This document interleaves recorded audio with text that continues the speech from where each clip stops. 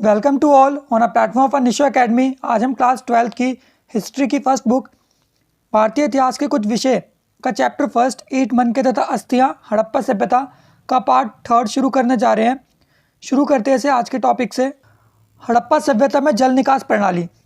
तो बेसिकली देखते हैं हड़प्पा सभ्यता में जो जल निकास प्रणाली थी वो किस तरह की थी, क्योंकि हड़प्पा सभ्यता अपने आप में one of the best civilization में काउंट होती है और ये इसी वजह से होती है क्योंकि हड़प्पा सभ्यता एक काफ़ी स्वच्छ सभ्यता थी। और स्वच्छ सभ्यता वो इसलिए थी क्योंकि वहाँ पे जल निकास प्रणाली बहुत अच्छी थी। हड़प्पा संस्कृति नगरीय थी। इन लोगों का जीवन स्तर उच्च था। घरों का गंदा पानी सड़कों के किनारे बनी हुई नालियों से लेकर शहर के बाहर हो जाता था। जैसे कि बेसिकली क्या है, यहाँ पे देखो आप नालियाँ हैं, तो नालियाँ जो बेसिकली होती थी वो घर के पीछे जो बैक डोर होती है वहाँ पे होती थी, जिससे जो गंदा पानी होता है वो ईजिली निकल जाता था और फिर छोटी छोटी नालियों से होकर एक बड़े से नाले के अंदर चला जाता था, जिसके बाद जो वहाँ पे स्वच्छता थी वो काफ़ी आसानी से रख ली जाती थी। इन नालियों में पकी ईंटों का प्रयोग किया जाता था, इनका प्लास्टर भी किया जाता था। जैसे कि बेसिकली जो नालियाँ होती थी उनको पकी ईंटों से बनाया जाता था और उन पे प्लास्टर तक किया जाता था। साथ ही नालियों के लिए वो एल टाइप ईंटों का प्रयोग करते थे। जैसे यहाँ पे एक एल तरह का स्ट्रक्चर बन रहा है, तो इस एल तरह के स्ट्रक्चर के लिए एक एल प्रकार की अलग से ईंटें बनाते थे, जिससे आसानी से ये जब नालियों को मोड़ा जाता था तो उसे आसानी से एल की ईंटों की मदद से जोड़ दिया करते थे, जिससे नालियों को कोई नुकसान ना हो।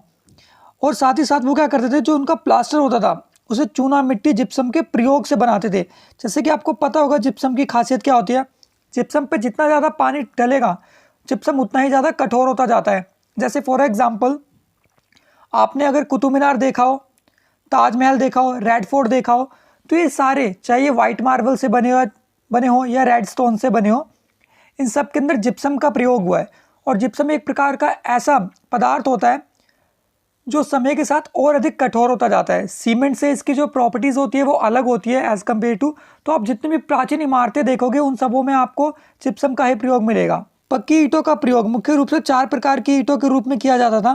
पहले आयताकार, जैसे कि आपने ईंटों को बेसिकली देखा होगा, ईंटों में लंबाई चौड़ाई देन उनकी एक हाइट भी होती है। तो ये ईंटों में जो बेसिकली इनका रेशियो था वो क्या था, 4, 2 और 1 करके ईंटों का रेशियो था हड़प्पा सभ्यता में। और एल प्रकार की ईंटें बनाई जाती थी जिनके 2 कोने होते थे। बेसिकली ऐसी तरह की ईंटें बनाई जाती थी। और ये ईंटें कब बनाई जाती थी, घुमावदार प्लेसेस के लिए, जैसे नालियों के लिए, ठीक है। टी प्रकार की ईंटों को भी बनाया गया है सीढ़ियों के लिए। जैसे कि फॉर एग्जाम्पल आपने कुआं देखा होगा, कुएं के अंदर इस प्रकार की टी प्रकार की ईंटें लगाई जाती थी ताकि आसानी से उसके अंदर जाया जा सके, कुएं को साफ किया जा सके और आसानी से चढ़ा जा सके। आखिरी ईंटों से निर्मित फर्श कालीबंगा से मिले हैं, ठीक है। ईंटों पर बिल्ली का जो पंजा होता है उसके निशान भी पाए गए हैं, कुत्तों के पंजों के निशान भी पाए गए हैं, जिससे ये पता चलता है कि इस सभ्यता के दौरान बिल्ली और कुत्ते जैसे जानवर पाए जाते थे। और ये कहाँ से मिले निशान, चंद हुजड़ों से मिले हैं। हड़प्पा सभ्यता में सामाजिक जीवन, तो बेसिकली देखो जितनी भी सभ्यता होती है वहाँ पे अगर आपको पता लगाना है वो लोग कैसे रहते हैं, तो उसका बेस्ट आइडिया है उनकी सोशल लाइफ को देखना। जैसे सामाजिक संगठन, तो ये लोग आपस में एक दूसरे से वार्तालाप करते थे। जैसे आज के समय हम 4-5 दोस्त आपस में बैठ जाते हैं, पार्क जाते हैं, बातें करते हैं, सेम इस तरह से ही हड़प्पा सभ्यता में देखा जा सकता था। भोजन, हालांकि ये लोग नॉनवेज नहीं खाते थे क्योंकि नॉनवेज के साक्ष्य वहाँ पे नहीं मिले, बट फिर भी कुछ ऐसे पास प्लेसेस हैं जहाँ से फिशेस के साक्ष्य भी मिले। वस्त्र, आभूषण व सौंदर्य का प्रदर्शन, जैसे ये लोग काफ़ी ज़्यादा सौंदर्य पे ध्यान देते थे। यहाँ पे लिपस्टिक, काजल, कंघा, ठीक है, ऐसी प्रकार की चीज़ें भी मिली हैं। मनोरंजन, ये लोग पासा खेलते थे। पासा जैसे हमने लूडो खेला होगा, लूडो की तरह एक पासा होता है ऐसे बड़ा सा साइज़ में, लूडो जैसे नंबर होते हैं, ठीक है, उस तरह के गेम खेला करते थे। प्रौद्योगिकी, तकनीकी रूप से भी काफ़ी अच्छे थे क्योंकि इन्होंने उस तरह के यंत्रों का प्रयोग किया है जो मॉडर्न टाइम में भी देखने में बहुत टफ लगते हैं। मैं इसे इस बिहाफ पे कह रहा हूँ क्योंकि जो इस सभ्यता का टाइम पीरियड है, अगर उस सभ्यता में कोई ड्रिप इरिगेशन करता हो, बूंद से सिंचाई करता हो, और आज के समय भी वो इंडिया में पॉसिबल नहीं है, तो अपने आप में सभ्यता बहुत आगे थी। जब हड़प्पा सभ्यता में लोगों की मृत्यु होती थी तो जो उनका दाह संस्कार होता था उसे कैसे किया जाता था, उसे एक दूसरे प्लेस पे लेके जाया जाता था और साथ ही जो मूल्यवान वस्तुएं होती थी वो उनके साथ दफनाया जाता था। ये मूल्यवान वस्तुएं अकॉर्डिंग टू स्टेटस होता था। अगर कोई गरीब है तो उसके साथ वैसी ही चीज़ें दफनाई जाती थी और कोई अमीर है तो उसके साथ वैसी ही चीज़ें दफनाई जाती थी। चिकित्सक विज्ञान, तो हड़प्पा सभ्यता में कहीं ना कहीं चिकित्सा को भी देखा जा सकता है। हड़प्पा सभ्यता में सामाजिक संगठन, तो इतिहासकार गर्नल चाइल्ड ने समाज को 4 वर्गों में विभाजित किया था। पहला शिक्षित वर्ग, जिसमें पुरोहित यानी पंडित, चिकित्सक, जादूगर और ज्योतिष ये सारे शामिल थे।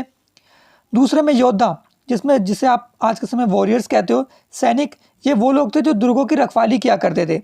तीसरे में व्यापारिक वर्ग जो आज के समय व्यापार करने का काम करते हैं, ऐसा ही उस समय जैसे बुनकर, कुम्हार और स्वर्णकार। और चौथा श्रमिक वर्ग, जिसका काम था इधर से उधर सामान को लेके जाना। इसे आप वर्ण व्यवस्था के रूप में भी देख सकते हो। सबसे ऊपर ब्रह्मा के सिर से निकले हुए ब्राह्मण, यानी जो शिक्षा देने का काम करते हैं, पाठ पूजा का काम करते हैं। सेकंड योद्धा कौन? वो व्यक्ति जो समाज की सिक्योरिटी का काम करते हैं, जिसे क्या कहा गया? क्षत्रिय। तीसरा व्यापारिक, जिसे क्या कहा गया? वैश्या। और चौथा शूद्र, जो सबों की देख रेख करता था। तो ऐसा ही सेम कहाँ पे था? हड़प्पा सभ्यता में। हालांकि हड़प्पा सभ्यता में जो नॉर्म्स थे, जो नियम कानून थे, वो इतने टिपिकल नहीं थे जितने उत्तर वैदिक काल में थे। चलो अब एक सेकंड देखते हैं हड़प्पा सभ्यता में भोजन किस प्रकार का था। हड़प्पा सभ्यता में भोजन, तो हड़प्पा सभ्यता के लोग गेहूं, चावल, जौ, तेल, मटर, ऐसी सब्जियां और मांस का भी प्रयोग करते थे। हालांकि मांस का बहुत कम लेवल पे प्रयोग देखा गया है। घड़ियाल, भेड़, बकरी, सुअर व मछली का मांस इत्यादि खाते थे।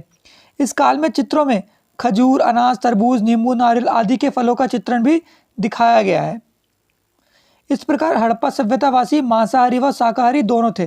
बट अगर आपको डिफ्रेंशिएट करना है तो आप यही मार्क करोगे कि हड़प्पा सभ्यता के लोग ज़्यादा जो प्रेफर करते थे वो शाकाहारी करते थे, क्योंकि वो मांसाहारी इतने बड़े लेवल पे वो मांस को कंज्यूम नहीं करते थे। हड़प्पा सभ्यता में वस्त्र, तो हड़प्पा सभ्यता में जो वस्त्र है वो विभिन्न ऋतुओं के अनुसार पहने जाते थे। जैसे कि आज के समय जब सर्दी होती है तो हम ऊनी वस्त्र पहनते हैं, गर्मी होते हैं तो हम सूती वस्त्र पहनते हैं। इसी प्रकार से गर्मी और सर्दी के अकॉर्डिंग ये कॉटन और जो गर्म कपड़े होते हैं उनको वैसे ही पहना करते थे। पुरुषों में धोती, पगड़ी, दशाले, कुर्ता और महिलाओं के लिए घाघरा, साड़ी आदि प्रयोग में लाई जाती थी। चंद्रदुलों से प्राप्त मूर्ति में पगड़ी मिली है।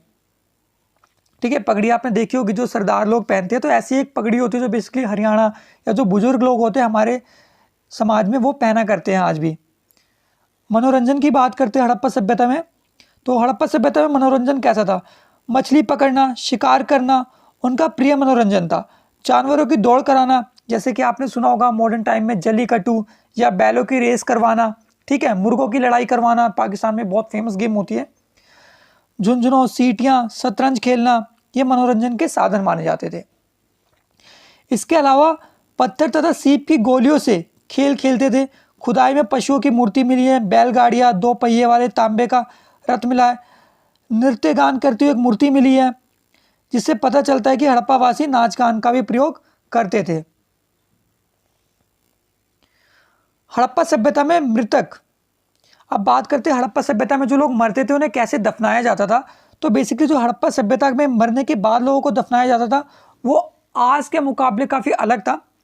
हड़प्पा कालीन नगरों में मोहनजोदाड़ो, बनावली, हड़प्पा, कालीबंगा आदि में शमशान के अवशेष मिले हैं।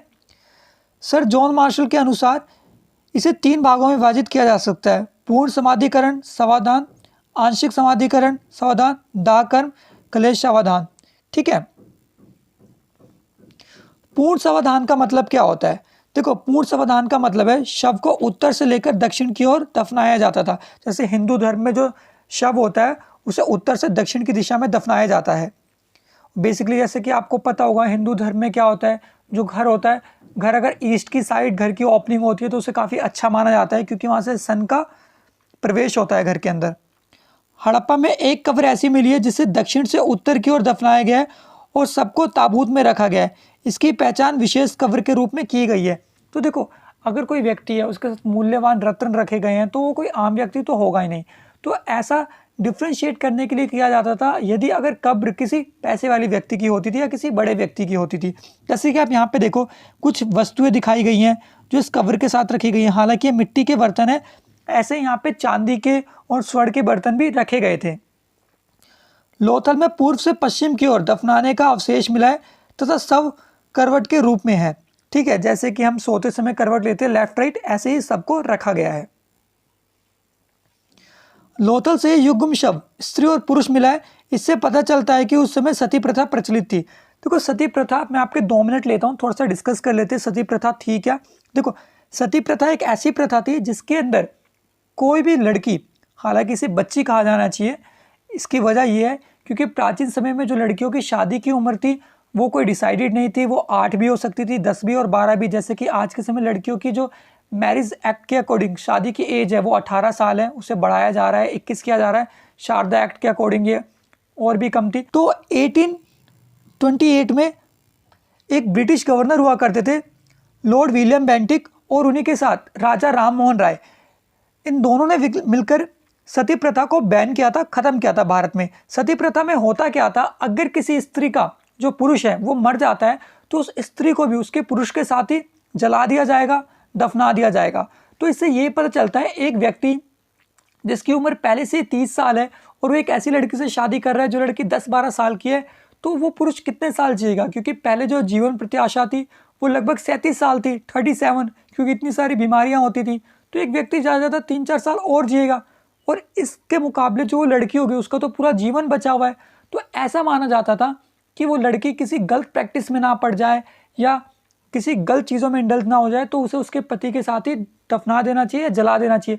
साथ ही दूसरी औरतों का उस औरत के प्रति जिसका हस्बैंड मर चुका है उसके प्रति गलत सोच रखना, उसके आभूषणों को हड़पने की सोचना, ये सारी वजह थी जिसकी वजह से सती प्रथा बहुत ज़्यादा प्रचलित थी। ठीक है, होप आपको समझ आया होगा सती प्रथा क्या थी। सबसे बड़ा कब्रिस्तान हड़प्पा से मिला है जिसे R37 की संज्ञा दी गई है। ठीक है, तो बेसिकली क्या होते हैं, जो आर्कियोलॉजिस्ट होते हैं, इतिहासकार, वो हर कब्र को एक संज्ञा दे देते हैं कि ये इतनी बड़ी है, इतनी बड़ी है। हड़प्पा संस्कृति में एक और कब्रिस्तान मिला है जिसे H कब्रिस्तान की संज्ञा दी गई है। ठीक है, आंशिक शवाधान, शव को पशु पक्षियों द्वारा खाने के बाद बचे हुए अवशेषों को दफना देना। तो ऐसा बेसिकली देखो कहाँ पे होता था, ये इसलिए किया जाता था ताकि जो पशु पक्षी हैं वो मरने के बाद किसी व्यक्ति की बॉडी को खा के अपना जीवन यापन कर सकें, साथ ही साथ अपने भूख को मिटा सके। तो ये काफ़ी अच्छी प्रैक्टिस थी जिसे देखा जा सकता था। ऐसा वर्तमान में भी एक विशेष समूह के लिए किया जाता है, या विशेष समूह की प्रथा है जिसे वो आज भी फॉलो करते हैं, जिन्हें हम पारसी कहते हैं। जैसा कि आपने बेसिकली देखा होगा, पारसी एक ऐसा वर्ग समूह होता है जो मरने के बाद अपनी बॉडी को ना ही तो दफनाता है ना ही जलाता है, बल्कि एक प्लेस पे जिसे साइलेंट टावर कहते हैं वहाँ पे जाके रख देता है, जिसके बाद इनकी बॉडी को जो वल्चर होते हैं, गिद्ध होते हैं, वो आके नोच नोच के खाते हैं, और उसके बाद जो उनकी बची हुई बॉडी होती है उसे किसी मेडिसिनल प्रैक्टिस के लिए, किसी अन्य चीज़ों के लिए दे दिया जाता है। मैं नाम लिख देता हूँ, आप इसे नेट पे सर्च करना, आपको काफ़ी अच्छी इमेज मिल जाएगी, आप वहाँ से देखना साइलेंट टावर क्या है, किस तरह की प्रैक्टिस की जाती है।